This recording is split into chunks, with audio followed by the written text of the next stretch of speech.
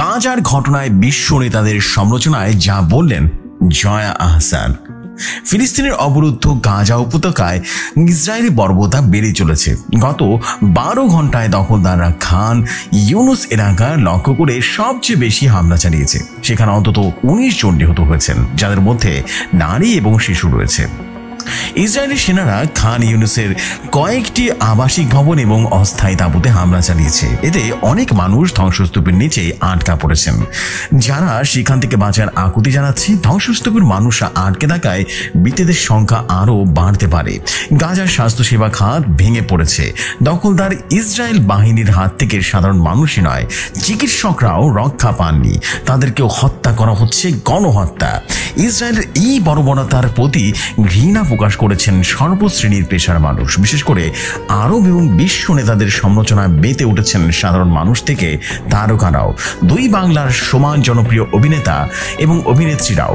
এবং এর ভিতরে অভিনেত্রী জয়া আহসান বিশ্ব নেতাদের সমালোচনায় এক ফেসবুক স্ট্যাটাস দিয়েছেন, যেখানে তিনি লিখেছেন, দক্ষিণ গাজায় ইসরায়েলি সেনারা 15 জন জরুরি চিকিৎসককে হত্যা করেছেন এবং গাজায় যে নিষ্ঠুর আর হৃদয়হীন গণহত্যা ইসরায়েল চালিয়ে এসছে, এটা তারই এক অংশ। পৃথিবীকে তারা ফিলিস্তিন শূন্য করার নিয়ত নিয়ে নেমেছেন। জয়া প্রশ্ন ছড়ে লিখেছেন, বিশ্ববাসীর প্রতিবাদে ইসরায়েলের ভূক্ষেপ করবে না সেটা জানি, কিন্তু বাকি বিশ্বের বড় বড় নেতারা এভাবে বেগুরাম একেবারে শিশু হত্যা, নারী হত্যা, গণহত্যা সবার চোখের সামনে চলতে থাকবে।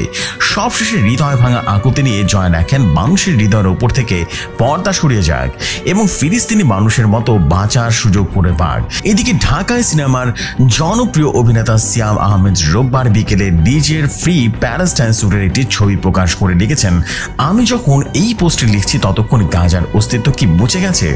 আমরা কি পারলাম না এই শহরটাকে, এই দেশটাকে বাঁচাতে? ফিলিস্তিনের এই ধ্বংসাবশেষের দায় কি আমরা কেউ এড়াতে পারবো? সিয়ামও আরো লিখেছেন যে, ফিলিস্তিনের জন্য আমার বোনের কান্না কখনো থামাতে পারেনি। যখনই জঙ্গির গল্প লেখা হচ্ছিল, তখনও পাখির জায়গায় আমি বারবার ফিলিস্তিনি শিশুদের কল্পনা করতাম। আমরা কি শিশুদের জন্য একটা সুন্দর পৃথিবী উপহার দিতে যেতে পারবো না? যুদ্ধবিরতি চলছিল, তখনও আমি শান্তি পাচ্ছিলাম না। শুধু মনে হতো এই বিরোধী কতক্ষণ এই মানুষগুলো বাঁচবে আসলে? এই যে ঈদের পরপরই তাদের উপর নরকীয় হামলা হলো, তার দায় কি পৃথিবী নেবে না? হতাশা প্রকাশ করেন এক নায়ক, লিখেছেন, এই বিশ্ব leaders, Islamic scholars, Nobel writers, সাধারণ মানুষ, আমরা কেউ এড়াতে পারবো কি এর দায়? আল্লাহ, তুমি জান্নাতের দরজাটা খুলে যাও। এই পৃথিবী আর গাজাবাসীর জন্য নয়। আমরা পারিনি।